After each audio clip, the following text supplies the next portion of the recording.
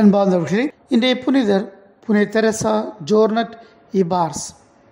இவர் ஸ்பெயின் நாட்டினிலே 1843 ஆண்டு ஜனவரி 9 லெய்டா என்ற நகரினிலே பிறந்தார். இவர் சிறு வயதினிலே ஒரு கத்தோலிக்க மறைப்பணியாளராக இருக்க வேண்டும், தன்னுடைய வாழ்க்கையை துறவற வாழ்க்கைக்கு அர்ப்பணிக்க வேண்டும் என்ற அதீத ஆசையும் நம்பிக்கையும் கொண்டவராக இருந்தார். இவர் முக்கியமாக தன்னுடைய வாழ்க்கையிலே கைவிடப்பட்ட முதியோரை கவனிக்கக்கூடியவர்களாகவும் ஆன்மீக சபைகளால் மறுக்கப்பட்ட மக்களையும் முதியோர்களையும் கவனிக்கக்கூடியவர்களாக, பராமரிக்கக்கூடியவர்களாக, ஆதரவு கொடுக்கக்கூடிய நபராக இருந்தார்.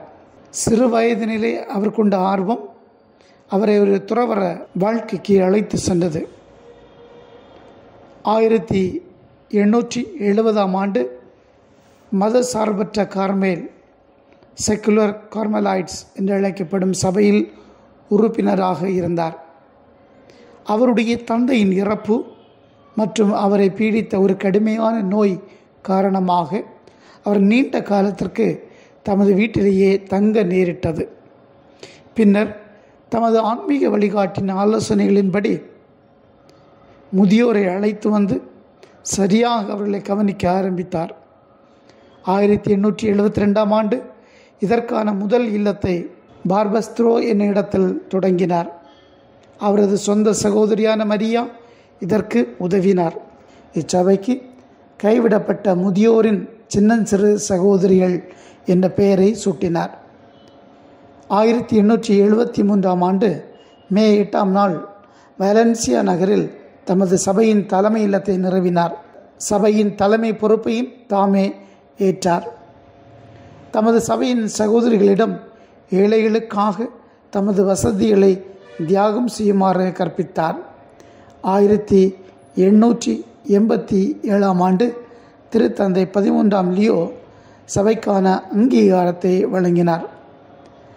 1897 ஆண்டு ஸ்பெயின் நாட்டில் காலரா நோய் பரவியது.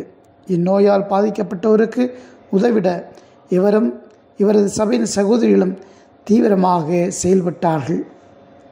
இதன் பிறகு தளர்ந்த உள்ளத்தோடும் உடலோடும் தெரசா சபையின் தலைமை பொறுப்பிலிருந்து ஓய்வு பெற்றார்.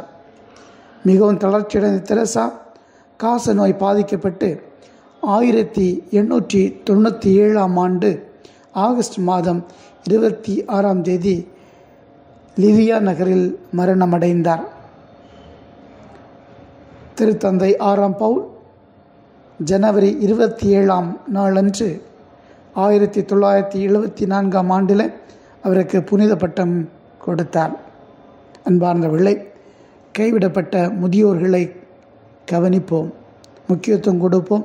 முத்திப்பேறு பட்டத்தை நாமும் இந்த உலகத்திலே வாழும் பொழுது பெற்றிட அருள் வேண்டி ஜெபிப்போம். ஆமேன்.